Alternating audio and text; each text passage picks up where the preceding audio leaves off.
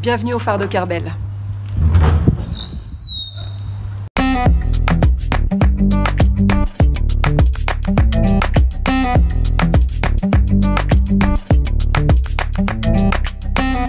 Alors le phare de Kerbel est un gîte au sommet duquel on peut dormir.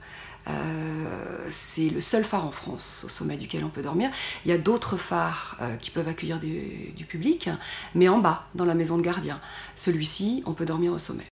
On a une vue à 360 degrés qui est tout le temps différente en fait, puisque voilà, le regard porte sur la rade de l'Orient, sur Groix, quand il y a beaucoup de visibilité ça va même jusqu'à Belle-Île, la petite mer de Gavre au pied, mais comme je disais à l'instant, c'est toujours différent parce que la météo change, les marées changent, en fonction des horaires de la journée, voilà, l'éclairage public se met en marche, c'est constamment différent et on s'en lasse pas.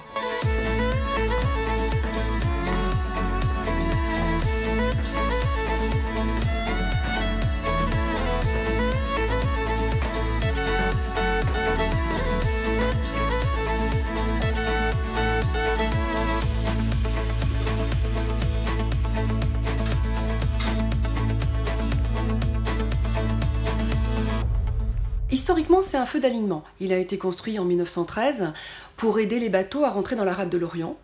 Il fallait aligner son éclat sur celui d'un autre feu.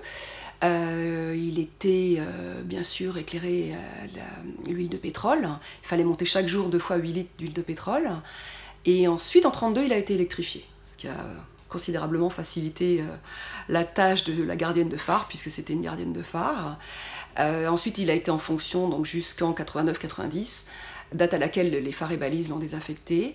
Et puis, ils l'ont gardé encore un petit peu en tant que logement de fonction. Et il a été vendu aux enchères début des années 2000, en 2003. Et c'est là que le propriétaire précédent l'a transformé en gîte. La clé du fonctionnement du phare, c'est le plancher qui s'élève. L'escalier, la circonférence de l'escalier représente quasiment toute la surface du studio. Donc le plancher qui est sur la même circonférence s'élève le long d'une vis sans fin pour servir de porte. Donc quand il s'élève, on peut rentrer et ensuite on l'abaisse pour qu'il devienne plancher. Donc c'est un plancher-porte.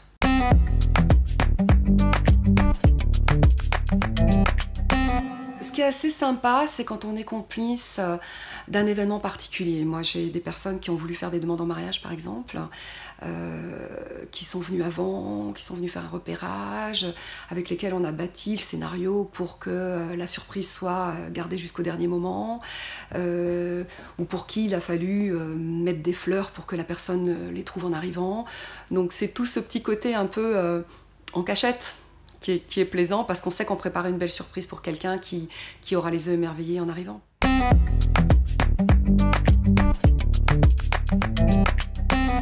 Ce qui nous a conquis, c'est tout ça. Ça s'explique pas, c'est un vrai coup de cœur. C'est un vrai coup de cœur, on n'avait pas particulièrement de projet.